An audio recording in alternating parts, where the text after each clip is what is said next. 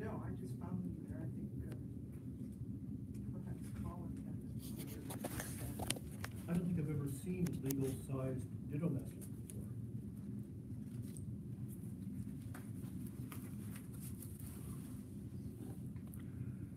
Pat, would you mind just reading out again what you said about Gestetner's origin? Okay. So I'm on Wikipedia. Yeah.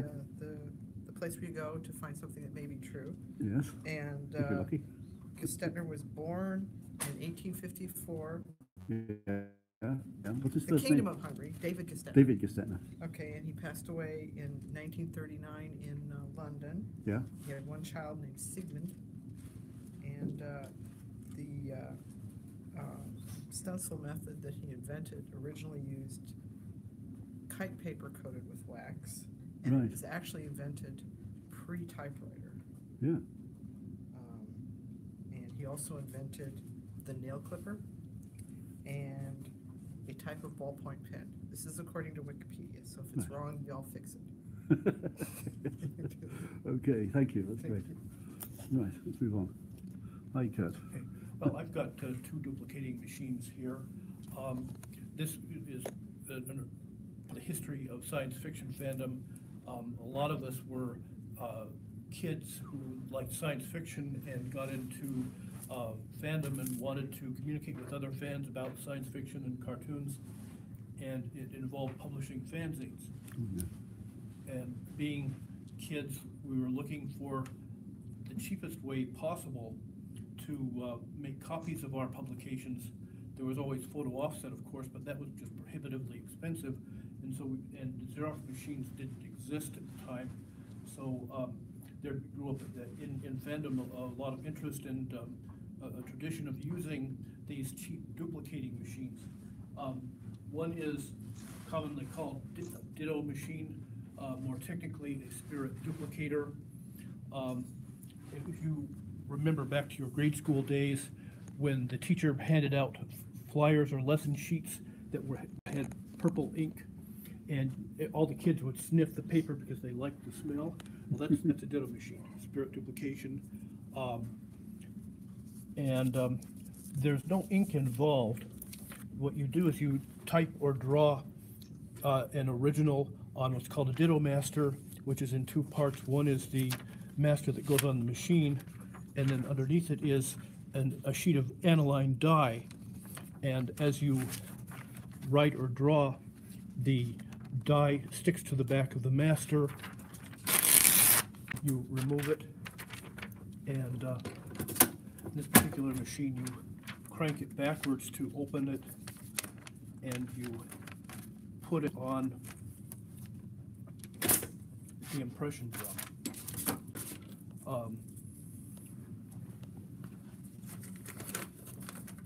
You can edit this, right?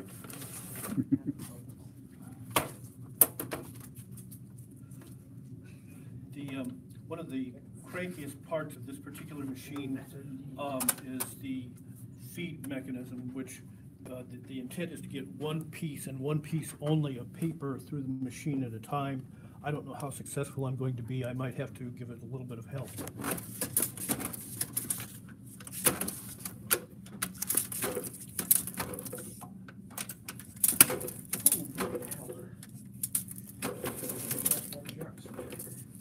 Rob, Yep. look what's in the auction. Oh, right. Harry Bell's first fanzine. Oh, So right. we basically got the feeding, the paper feeding. The way this works is that it uses spirit fluid, which I think is mostly alcohol, but has some other chemicals in it, that pour into a feed bottle carefully.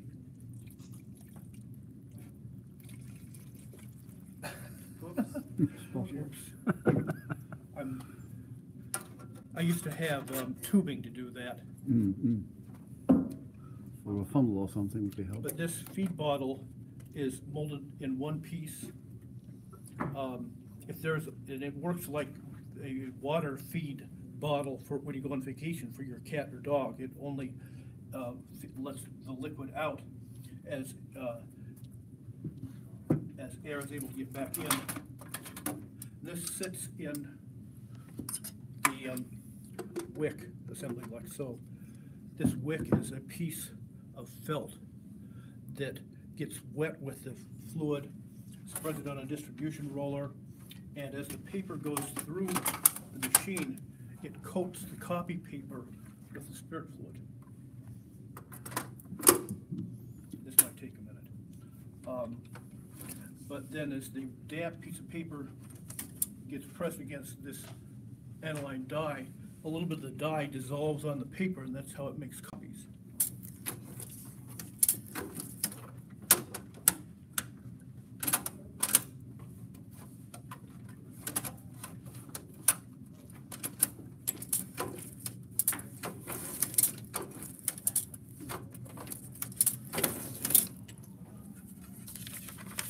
And we could do a little bit in this. Is the fluid is getting in the middle of the sheet and it's not getting over to the edges yet.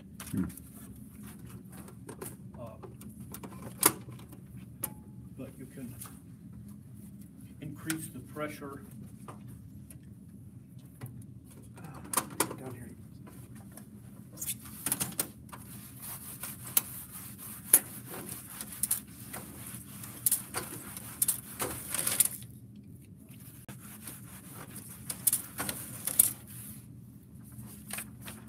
There we go. That's a little better. That's a better one, yeah. Yeah. There are several colors available. Purple was most commonly used simply because it looked the best. Yes. There's also blue, there's green, there's black, and there's red, and there's even yellow. Right. All of which did not turn out as distinctly as the purple, but are still there. And anyway, so the this particular machine looks rather different from most ditto machines. It's actually made by Rex Rotary. It's a model R11, and I've always thought it was kind of an elegant machine. Most ditto machines had this big roller, and they've got a feed and a paper tray, and just lay flat and have this kind of a footprint on the desktop at all times. This one folds up into a neat little box.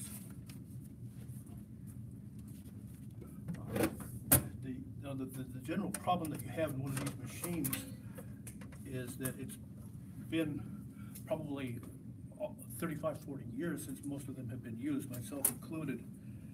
So there are parts of the machines that might deteriorate in that period of time, and also there's the problem of supplies becoming unstable or compromised over that period. I have, looking through my stacks of Ditto Masters, I found some that just weren't working at all, or just probably just too old and probably no good anymore. They're also, another thing that's very vulnerable on these machines is what we call the soft parts. This is a feed rail that holds in the paper, and as the feed mechanism, which is made out of some kind of a rubber or a plastic, that turns and moves the paper forward, but you also need to help hold the paper back so you get just one sheet of paper at a time. At least that's the theory. And what held the paper back was a couple pieces of cork, and they've completely dried out. It's completely worthless at this point. I tried cutting slices of an imitation cork from a wine bottle, and I think that is likely to work. So none of these parts are going to be available from the manufacturer anymore because the manufacturer doesn't exist, and nobody makes the parts. The other machine I've got here is a little bit more complicated. A Ditto is good for maybe 100, 150 copies before the aniline dye runs out, and then the master is simply used up. The mimeograph is capable of much longer press runs and uses real ink. and like the ditto machine, it's got a paper feed system, which you probably need to come over here for to see. Yeah, okay.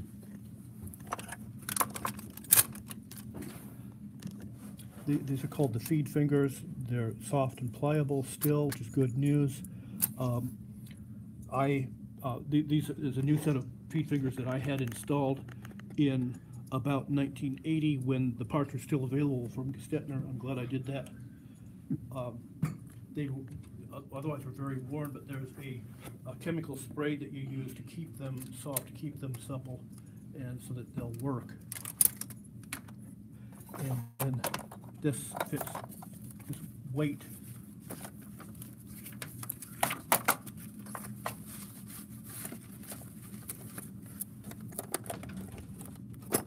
Fits on top of the paper and helps hold it in place. And the feed mechanism in this machine works somewhat better. This is a Gestetner 260. It was made about 1957. And it is electrical. One big thing that's happened to this machine over the years is that the electric cable to the motor, which by the way does work, was completely, what's the word for it? Dried out, brittle, perished. Yeah. Turned brittle and flaked off. And Defunct. probably dangerous to use. Yes. But this machine also works just as well manually, and the main advantage of the electric motor is in higher print runs. This has a automatic feed mechanism for ink, which is a paste ink. This happens to be green, and it hooks into the machine right here.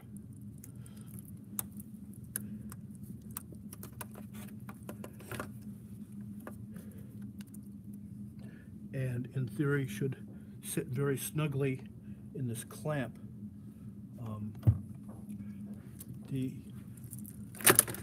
device here that's really kind of the heart of this, and by the way, you notice that I'm wearing a really ruined shirt. If you're going to work on a mimeograph, wear clothes that you can stand to get covered in ink. This is called an ink gun, and the tube clips on here, and it pumps ink out through this device, and then it will spray ink onto the distribution rollers through these. You can focus the ink here, or in the middle, or for the whole thing. Well, that's how you get the effect where you've got one color on one side. Yes.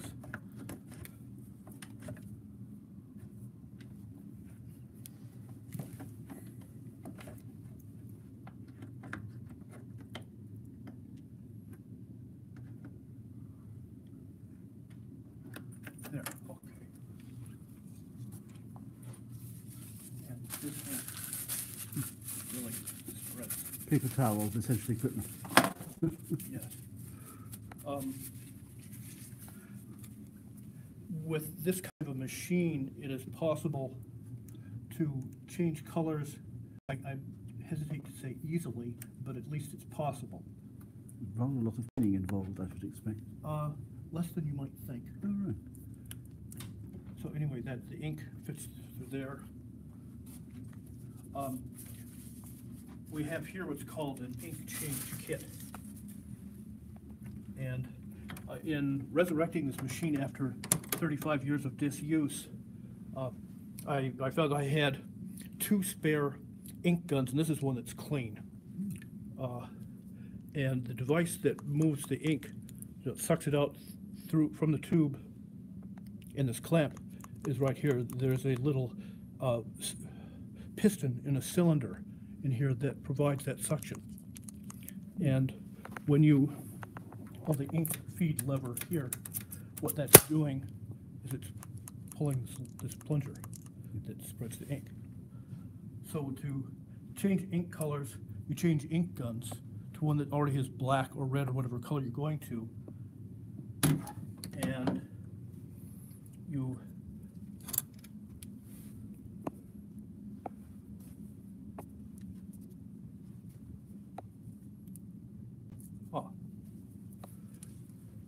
you remove the silk screen, which is like this, that the stencil sits on top of.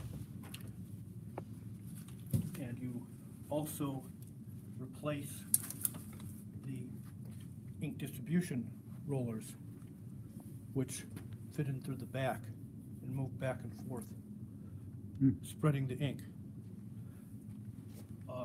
When you've got it stripped down to all of these parts being out, there's a device here that holds a wooden scraper that scrapes the old ink color off of the rollers. So, you could, of course, change color just by changing color of ink that you're putting in. If I wanted to go to black, I would have gradually darkening green ink over several thousand copies, and this speeds up the transition. And yes, it is an extremely messy process. In this particular case,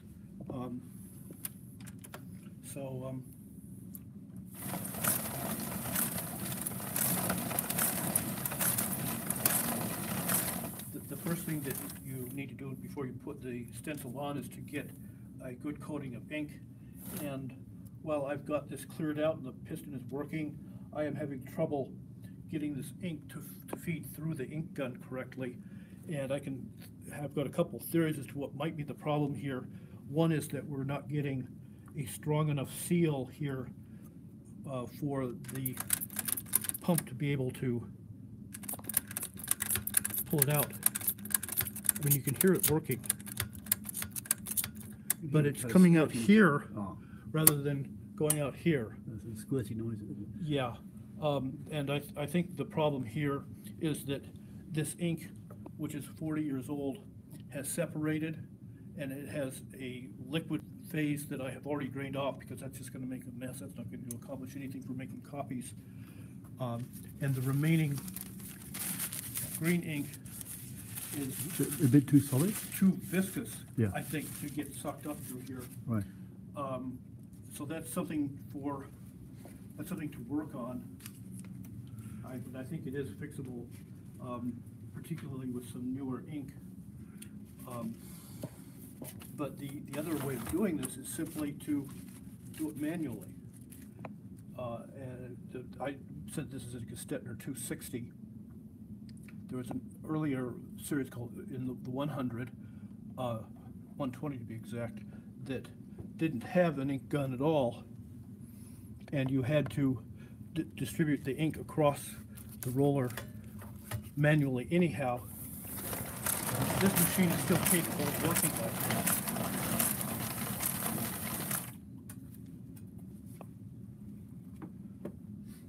Now let's see what we've got.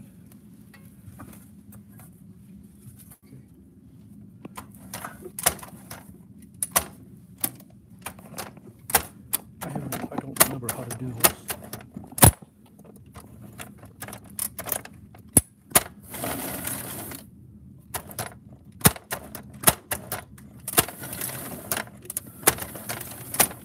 I think you're jinxing it.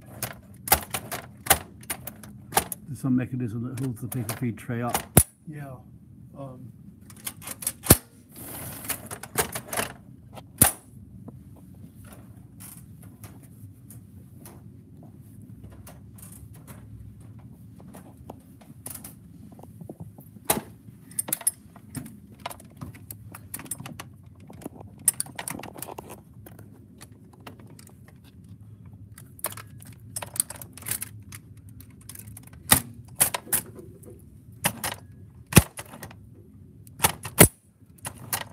Can you hold it up manually or not? Or could somebody do that? It should stay by itself. I'm not sure what the Maybe problem I is wonder here. if something's a bit worn.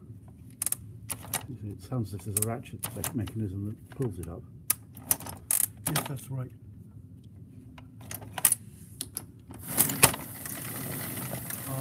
The paper feed on, off, switches here, this is off. If you switch it to on, would it catch it? That's what I'm trying.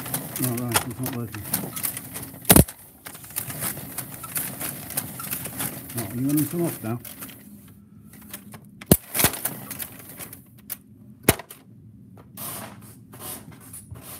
There it goes. Oh, right, you've got it in place.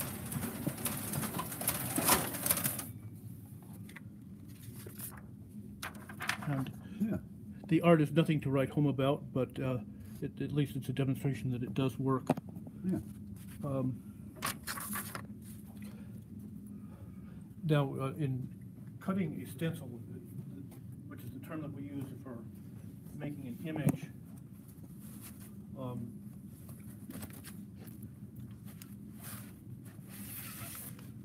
it's basically an oversized sheet of wax paper that looks like this, and you've got a backing sheet there, and you can write on this with a pen or a stylus. This is a decorative stylus, but they're regular writing styluses too. You could put it in a typewriter, for those of you who remember what a typewriter is. Usually works best if you turn the ribbon off. I'm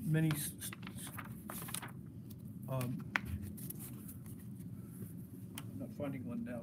Many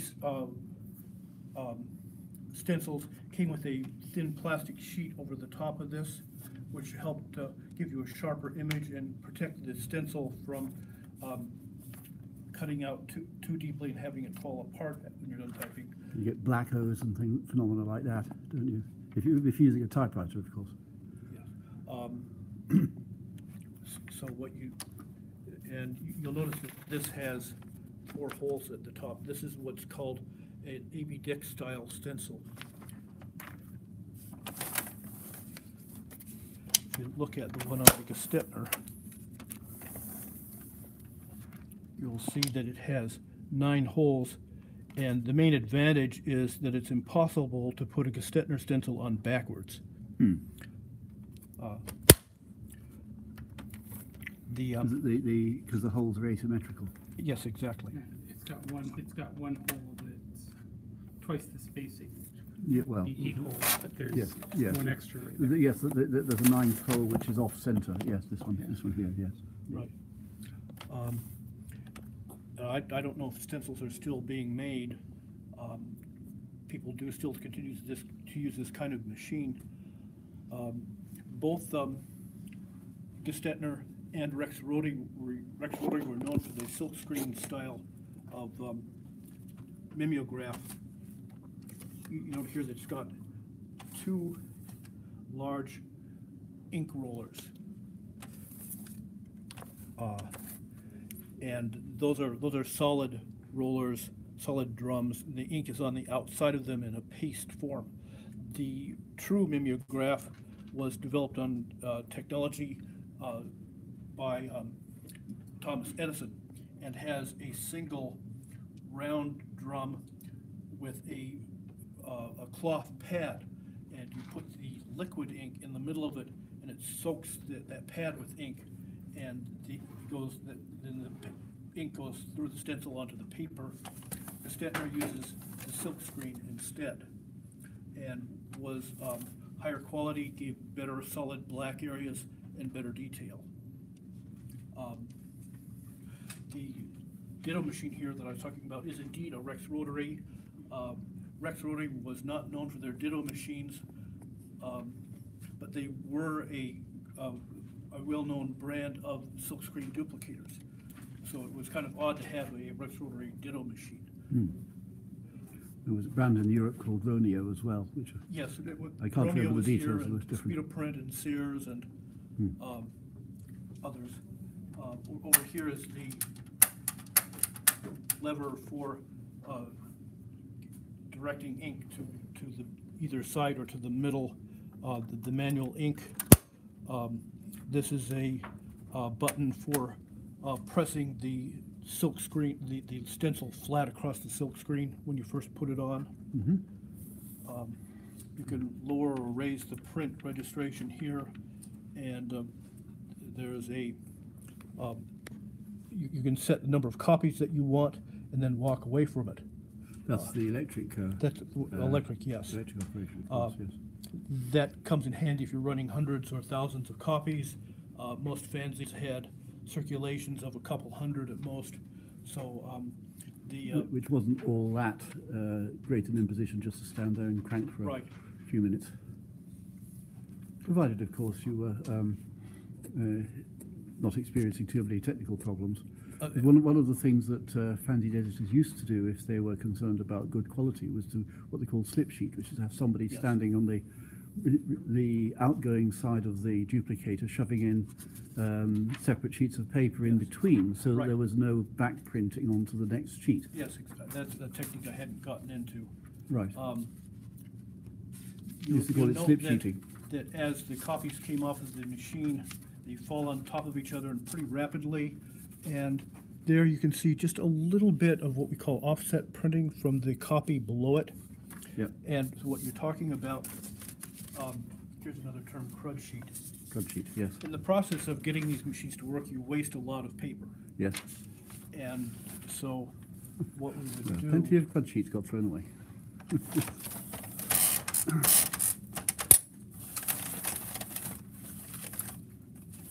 Let me do this in slow motion. So the solution was to slip sheet like that. Yep. And if the machine is running on motor, you can almost keep up with it. It's Yes. a bit of a challenge, but that's the most convenient way of doing it. The other half of the trick is to get a new ream of paper that you decide you're going to sacrifice as crud sheets, and you cut off the corner Yeah. so that when you pick up the final copies, you want to separate the crud sheets from the good copies. You can good grab it copy- by the corner and yeah, the the crud good- sheets will all fall out. Yeah, the good sheets have still got their corners left, yes. Yep. There are a lot of little tricks like this that are part of the art of mimeography. Have I missed anything? I should I'd like to add that we're here in Toronto, in that other country, and so coming from Ohio, we had to cross an international border with these devices, and the nice people at the customs inspection office are somewhat nosy about what you're taking across. And with these things sitting right behind us, we really couldn't say, we're just going on vacation, even though that's true. We said, we're going to a science fiction fanzine convention, and of course, the person that we were talking to had no idea what science fiction fandom was all about. He thought it was about Martians invading Earth or something. And was very insistent that I put a cash value on this machine. And I said, well, it really doesn't have one. I don't think it has any commercial value. It's of interest to collectors, but I'm more concerned about finding somebody who is interested in it and wants it, because I'm honestly probably not going to produce another fanzine on this, but if I can give it to somebody who is 20 years younger than myself, it may actually get some use, and I'd like to see that happen. Indeed. I paid $75 for this in 1974.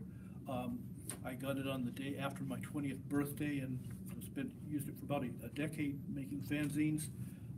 My color change kit box, which a Gestetner expert would point out that all of the equipment inside is obviously of the 200 series, but the box is the 400 series. Doesn't matter. But so when I got into using the Gestetner duplicator, it was still somewhat in use, and it was not impossible to get parts and supplies. Today it's very difficult. Yeah. Yeah. What I'm hearing, I'm not sure about the availability of this ink. One piece of advice that I did wrong was I kept this in an unheated space in my attic for 40 years, so it was subject to freeze and thaw, and that apparently is deadly to this ink, and that's what caused it to separate and turn it, so thick. You're not supposed to do that. What I'm hearing from modern Gestetner people is that there's a newer type of technology called RESO that has a somewhat similar but possibly superior type of ink.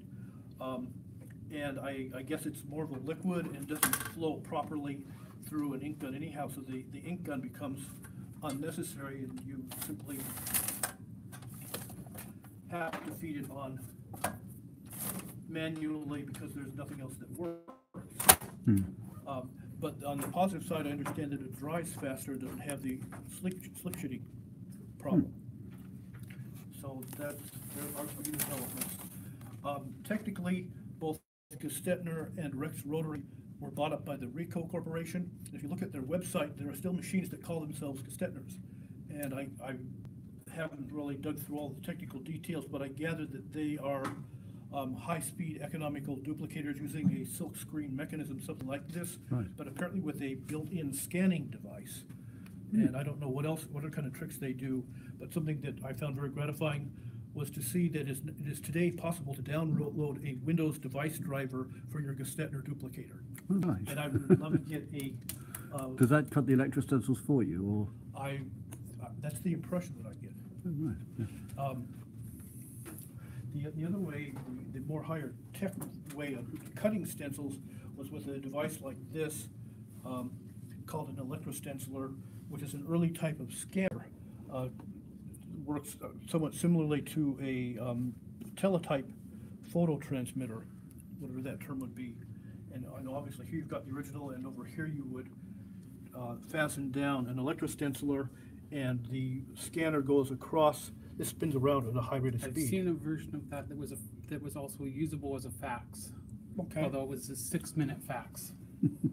6 minutes per page. Right. Because it was possible to have it do a sound generation for every time that it saw light, and then for a similar unit on the other end to cut a stencil on the other side.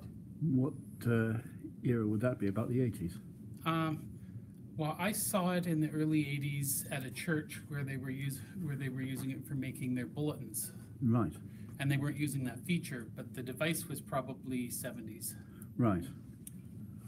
So anyway, this spins around at a high rate of speed and cuts a stencil, which is a dark gray, that on this roller, and when it's done, you put it on the mimeograph on the Gestetner, and you make copies, and the quality of the scan is very good. In fact, you can see from the name tags we've got here that this is done on a Gestetner using this electroscan. And to use a Gestetner mimeograph today, this becomes really more and more essential because, here's an electrostencil.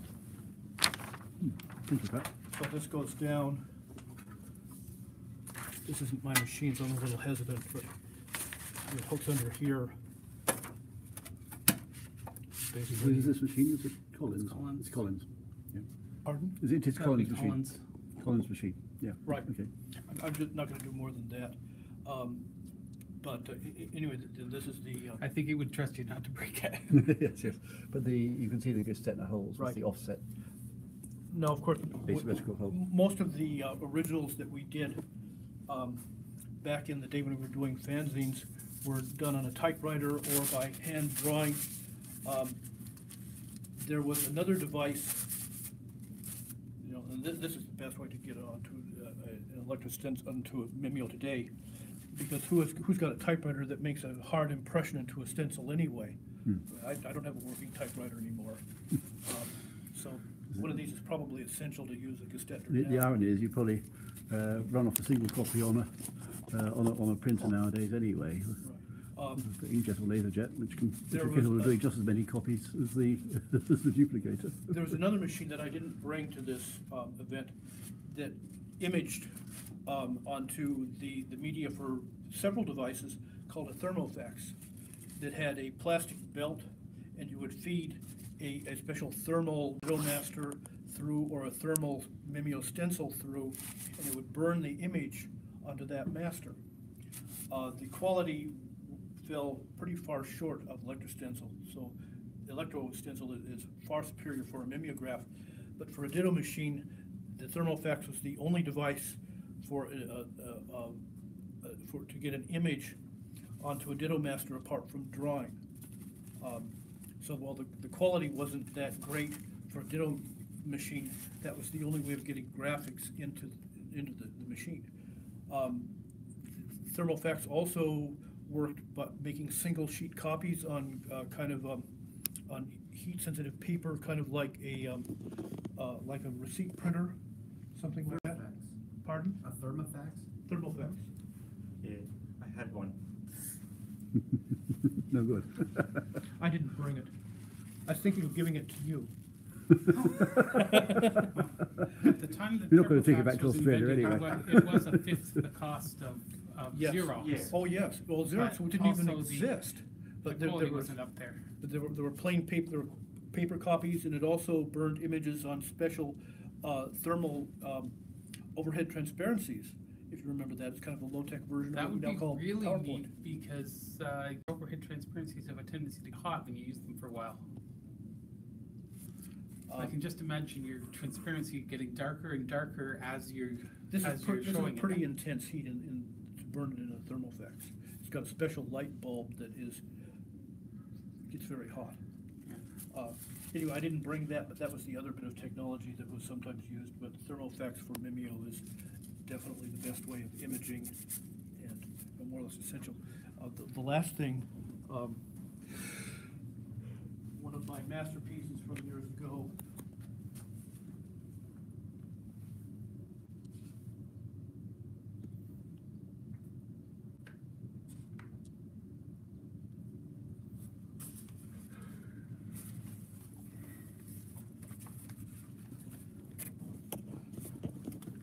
The Lovely. title sheet. Getting the different colors to line up requires some precision, and the registration on a mimeograph is not all that great, but within certain limits, you could get things to line up properly. But I had my Gestetner set up in a workroom of my dad's office, and went in there with all of my final stencils over this labor of love, and spent the afternoon futzing with this machine and making 150 copies of my fanzine with 3 different colors.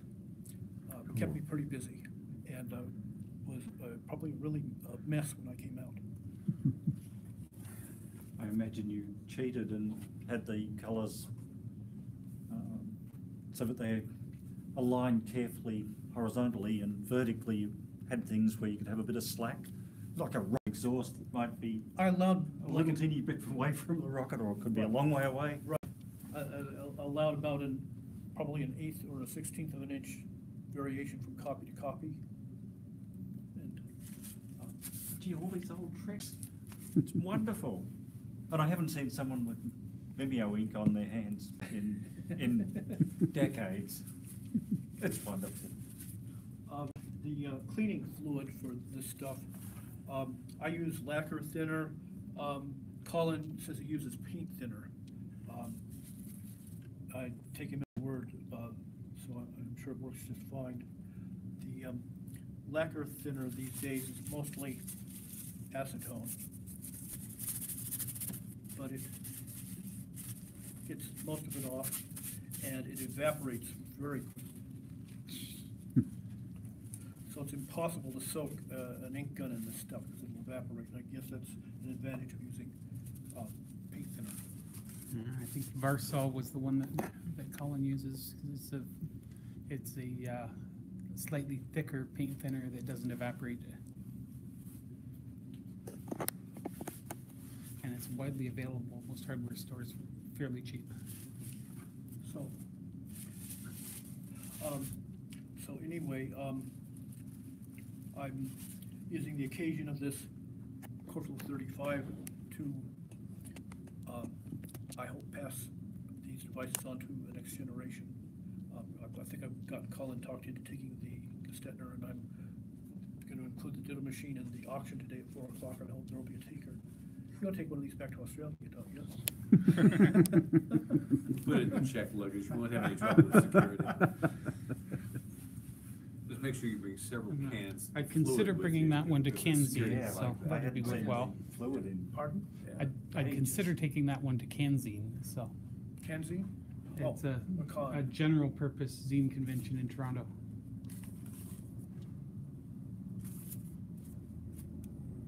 That's all I got. Right, well, it's been a wonderful demonstration how to keep history alive.